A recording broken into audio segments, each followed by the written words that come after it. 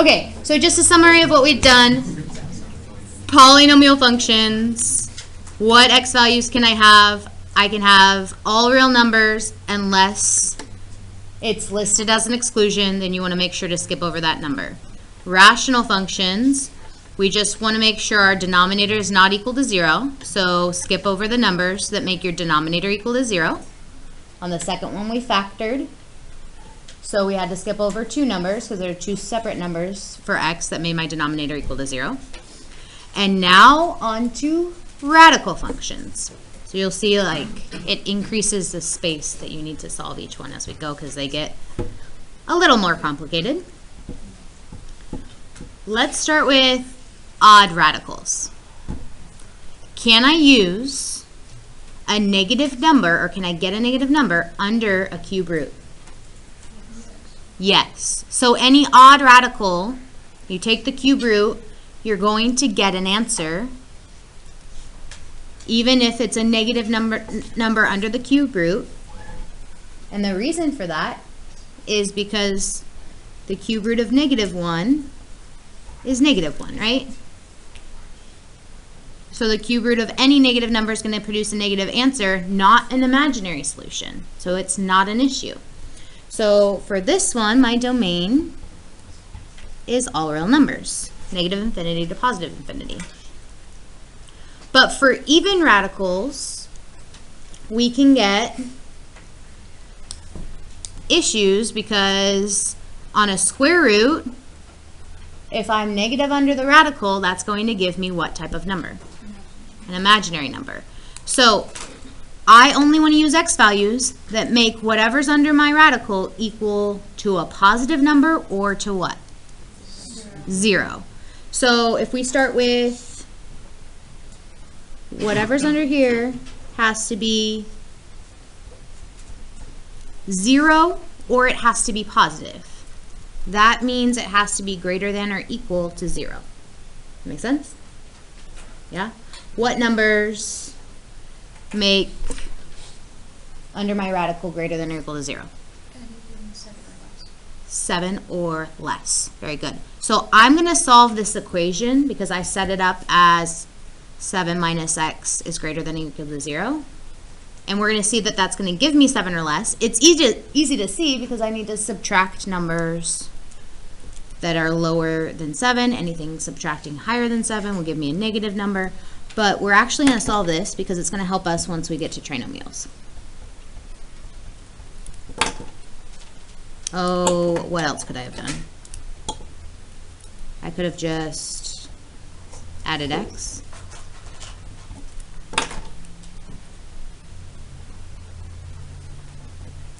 Okay, so if 7 is greater than or equal to x, that means x is less than or equal to 7, like we said.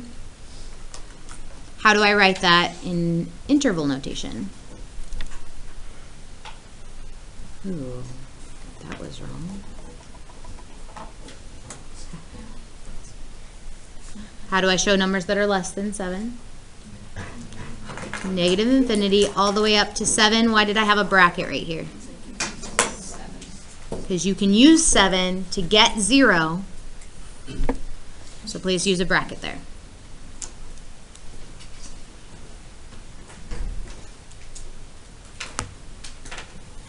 All right. Now you'll notice we have a graph here because we have a polynomial under our radical. So we're going to do the same exact thing. We know underneath the radical has to be greater than or equal to what number? 0. Has to be 0 or positive, so it's greater than or equal to 0. So I can start to solve this. How do I solve a trinomial equal to 0? Factor it. This has an a value of 1, so can I use guess and check?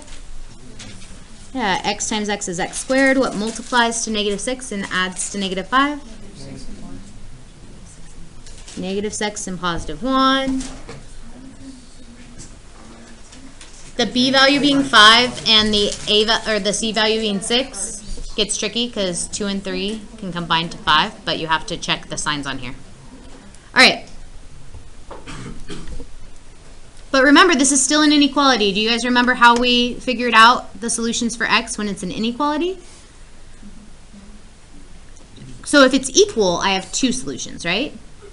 But if it's an inequality, I'm going to have several solutions. That's why we're writing all of our answers in interval notation. I have to represent all of the x values that are true for this statement, and I list them in interval notation. So we graphed ours by substituting y in for 0. So we did this 0 is equal to y, right?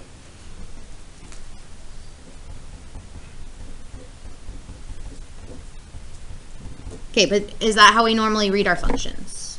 No, where's the y normally at?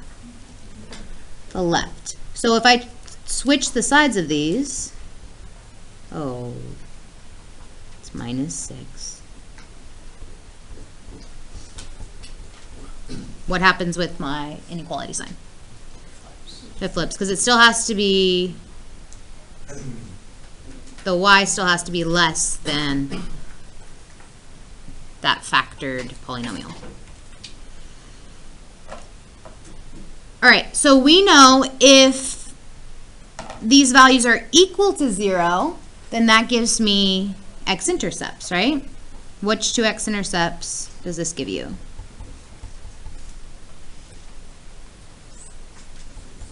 X equals 6 and -1.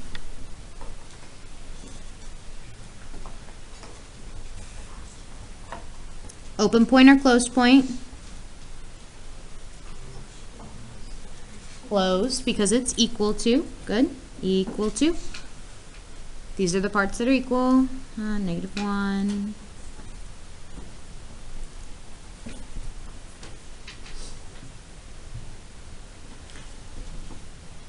Okay, my degree is 2. So all of my zeros need to tally up to 2, and then that's what I have, 1, 2. That also means that there's no bounces, right? Because if I have 2, then they're both distinct, because the maximum I can have is 2. How else can I tell that there's no bounces? None of your binomials are squared. These are to the first power. Okay, so what type of function is x squared minus 5x minus 6? Just that part without the radical. This part would be a quadratic function, right? If I said y, if I substituting y in, x squared minus 5x minus 6 is a quadratic function. Now, is f of x a quadratic function? No, it's radical, right? It's a radical and we graph it differently, but we're just doing this to determine where our solutions lie. So we want a quadratic function. Does it open up or does it open down? Up. It's got a positive a value, so it opens up. We could find our y-intercept, we could find our vertex, all that stuff, but we don't need to, because what we're looking at is solutions for x. We're trying to figure out a domain.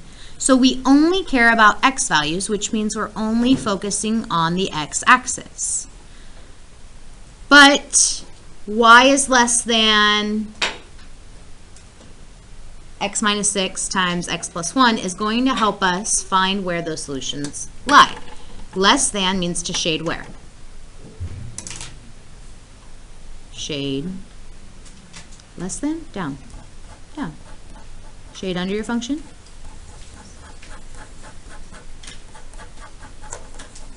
Yeah. So anywhere less than that function would be to shade down, and now we see what parts of the x-axis we are using, which tells us which x values you can use, or which numbers you can use in place of the x values. Okay. So we need to now write the list of our solutions, well, both in inequality notation and in interval notation. So in inequality notation, how do I represent this left side? X has to be less than, can it be equal to?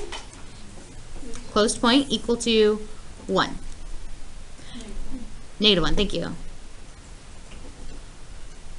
And the right-hand side, X has to be greater than or equal to 6. And we could plug those in and check. If I plug in negative 1, I should get 0. So that would give me 1 plus 5 minus 6. 1 plus 5 is 6, minus 6 is 0. Good. If I plug any value less than 1, it should also give me a real number for this answer, which means it should give me a positive number under the radical. So if I plug in, let's try negative 2, because that's one of my solutions. Negative 2 squared is 4, and negative 2 times 5 is, or negative 5 is, negative 5 times negative 2 is positive 10. So that's 14 minus 6. Is 14 minus 6 positive? Yes. So those are solutions that are working. You can always test your answer if you're not sure if you got the correct shaded region. You can always check those. All of these numbers in between should not work at all. Okay, so like if we plug in 0, 0 minus 0 minus 6 is negative 6. Do you see why I can't use the number 0 under the radical? But 6 should give me 0, and all of these other ones should give me positive values. So if you plug in 7, you're going to be good, and so on. Interval notation. If I'm listing interval notation, I'm just going from negative infinity to what number? Negative 1. Do I use a bracket or a parenthesis? Bracket, because that's a closed point. It's equal to. You can have it equal to 0. In a union, what number do I start at now?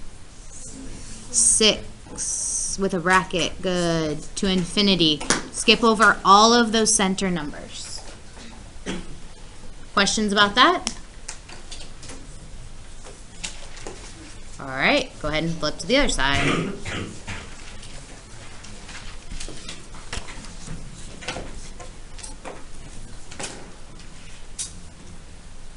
Okay, these 3 examples, you are going to do on your own / in your groups. The answers are over here on the side. But let's talk about each of these, because one of them is just rational, and then the other ones have some radicals inside our rational function. So, for just a rational function, how do I figure out what my x values cannot be equal to? Factor the denominator. How do I factor x cubed minus 64? What'd you say? Oh, that's if, yeah, we can do x cubed minus 64 cannot be equal to 0, so you just add 64 to the other side. Now, you could factor by difference of cubes, but normally factoring by difference of cubes, it's going to give us a binomial times a trinomial. The binomial is a real answer, and the trinomial is going to give you 2 imaginary solutions. For a domain, are we worried about plugging in imaginary numbers? No.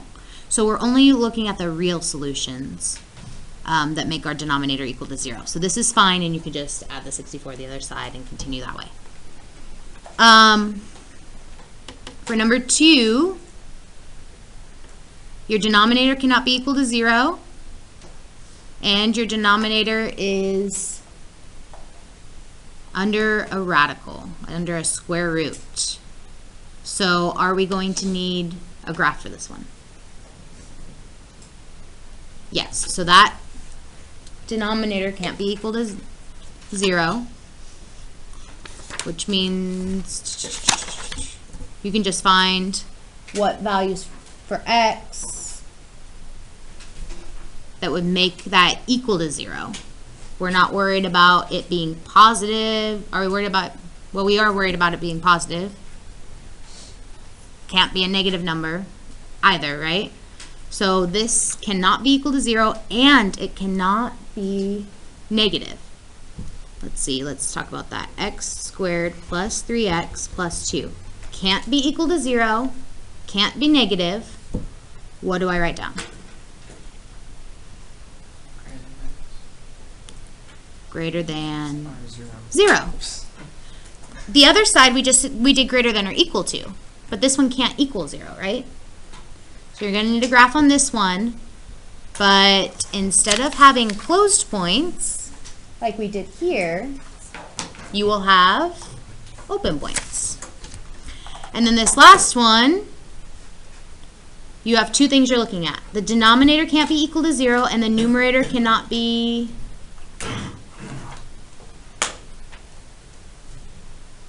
imaginary, right? So under the radical, it can't be negative. So you have to do I'm sorry, you can't see what I'm doing. Denominator can't be equal to 0. We already know that x cannot equal -5, but your numerator can also not be imaginary. So -x squared minus 5x plus 14 has to be what? Greater than 0? Or equal to, good. Greater than or equal to 0. You can have that one equal to 0 because 0 is fine in our numerator, but 0 is not fine in our denominator.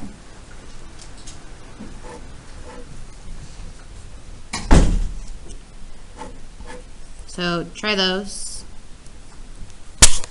Tell me what you got. Thank you.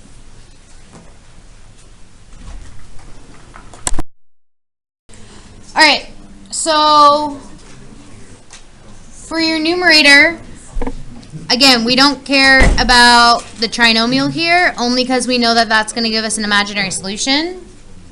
So if an imaginary solution can't be equal to 0, that's fine. That's not part of our domain anyway. Only real numbers are part of our domain that we're finding. So you can either set x minus 4 equal to 0 after you factor, or you can just add the 64 to the other side and then take the cube root in order to get x cannot be equal to 4. And in interval notation, that's -infinity to 4, union 4 to infinity. Make sure you use parentheses because you can't use that 4 value. Now, on the next two, it's easy when you can just match the answers, but I still want you to make sure you know how to graph it. So you should have factored this trinomial, and that factored to what?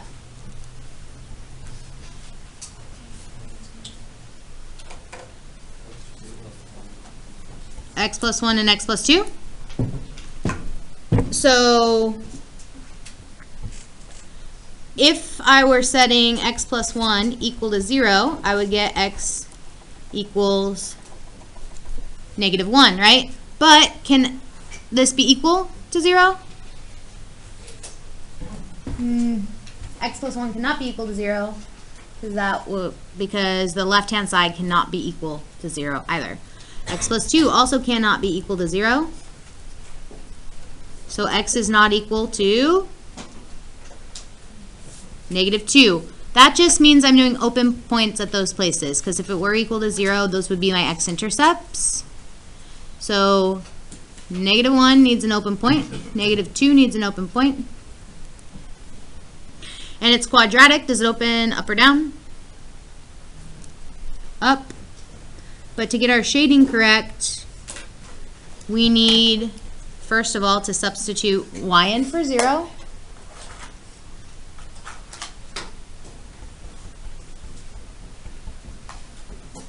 And then to write it in the correct way we're used to. So y is less than this x plus 1 times x plus 2. So less than means to shade below. And that should match our answer which would be from negative infinity to negative 2. Why is it a parenthesis?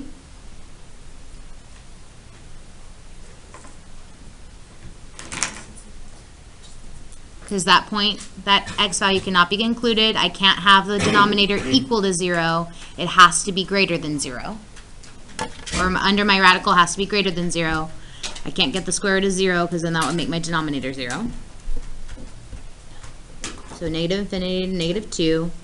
And then we pick up at negative 1 and go to positive infinity because all of this should be shaded. Some of you just saw x plus 1 and x plus 2 and went straight to the answer. That's fine, but realize you won't have the answers on your test to match 2. All right, 2 values here. We have to skip over negative 5, but we also have to factor this here. Before I factor this x squared or this trinomial, can I get rid of the negative? How would I get rid of the negative? If it's an equation or an inequality, you can divide by what? Negative 1. What's 0 divided by negative 1? 0. So now it's positive. Ah. Easier to factor? A little bit. What numbers multiply to negative 14 and add to 5? Positive 7 and negative 2. Good. And then we replace 0 with y. We're going to do that and write it as y is less than or equal to x plus 7 and x minus 2. Can my equation be equal to 0? Yes, there's an equal to there, so I should have done that first. X plus 7 can be equal to 0. X minus 2 can be equal to 0. So we're going to have closed points at negative 7 and positive 2. Where am I shading? Under. Now, if you didn't divide by a negative to the other side, your graph will open down, but mine opens up, right? If yours opens down, you shade above because you never, oh, I didn't flip my sign. That's what, yeah. I was like, ugh. Let's try that again. Where should I have changed my sign? Right after I divided by a negative, yep. So, where will I shade?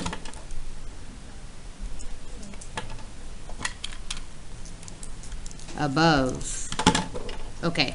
Now, I'm going to say what I was going to say, but I was completely wrong before, right?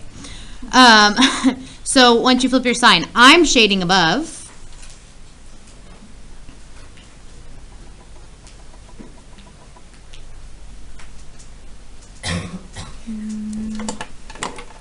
Remembering that negative 5 cannot be used. Ooh, shading above.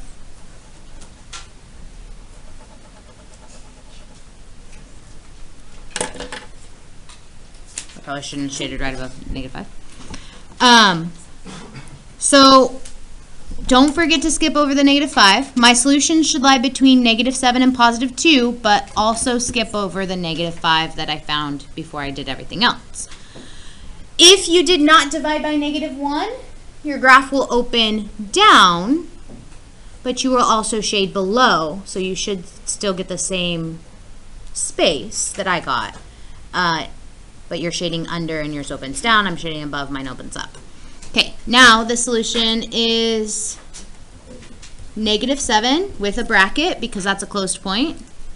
5 with a parenthesis because that's an open point.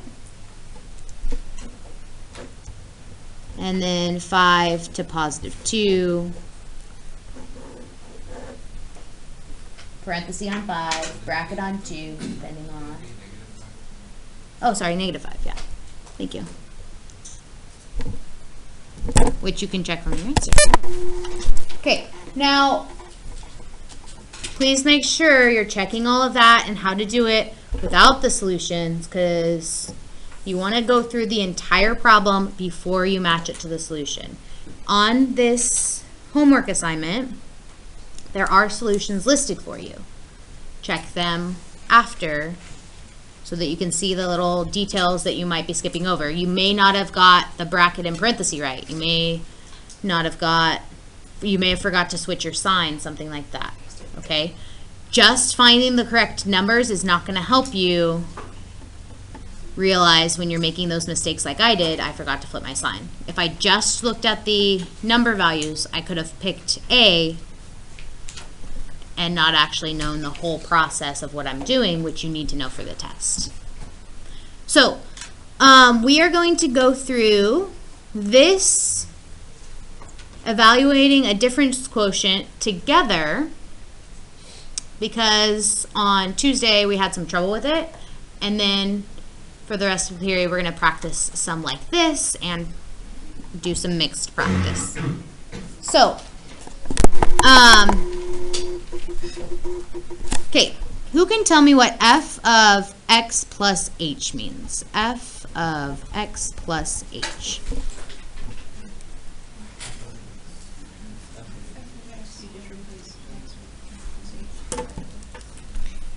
You are replacing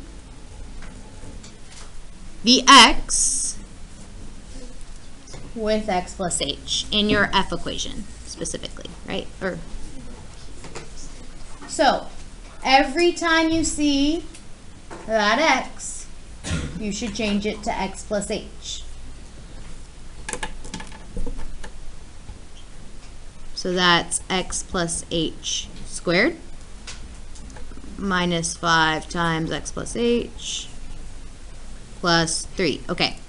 There's a reason I'm writing this on the side, is because you can write it all in the quotient at once, and I'm going to do that over here. But I would just want to remember what f of x plus h is, and I want to remember what f of x is. F of x stays exactly the same, right?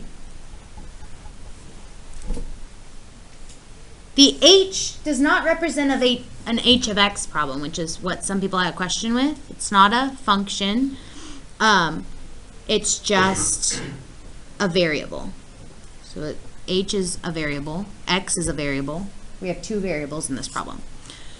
So what I'm going to do is put all of my numerator above. So I have x plus h squared minus 5 times x plus h plus 3. That is f of x plus h.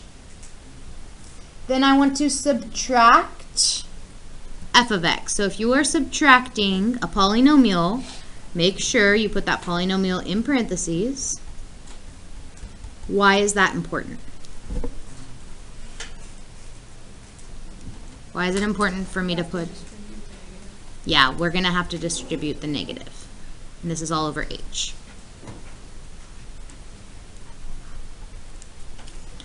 All right, so this is equal to this piece right here. Bless you. Okay, x plus h squared, what does that equal?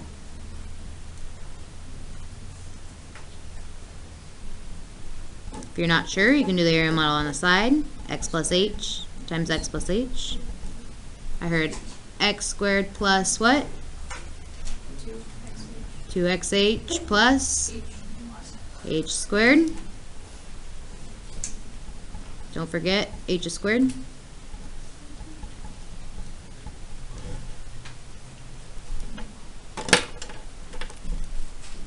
One xh plus one xh is 2xh. That's where we got that from. Minus what? 5x. Then minus 5h. Add 3. I'm running out of room. Shouldn't have put this here.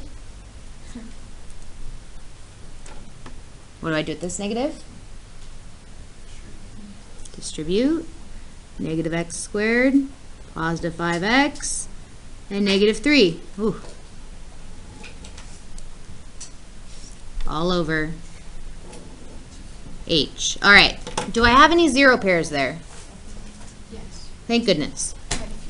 Oh, good. X squared, is that a 0 pair? With negative x squared, yep. So that equals 0. Anything else? 5x. Negative 5x, positive 5x, good. 3. 3 and negative 3, good. That's it. Okay, so this gives me,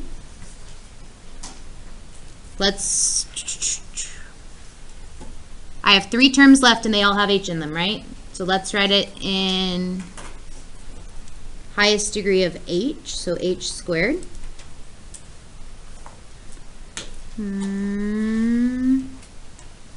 Plus 2xh minus 5h over h.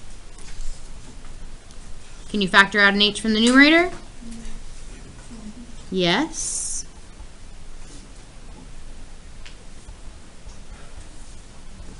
And what does that do once you factor it out? Can we reduce it? Yes, h over h equals 1. So my answer here is h plus 2x minus 5. Can I simplify that anymore?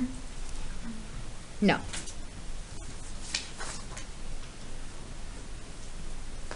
If you write your answer as 2x plus h minus 5, that's totally fine. So that's what it simplifies to. H can still not be equal to 0. But x, it's just a polynomial, right? X can be equal to anything. H can be equal to anything except for 0. Those are our only restrictions.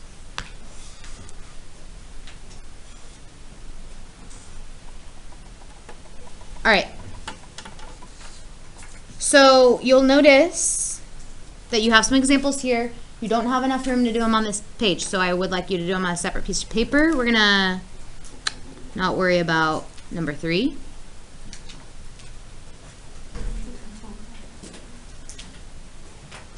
Yeah, we can do them on whiteboards. We can do number 1 and 2 on whiteboards.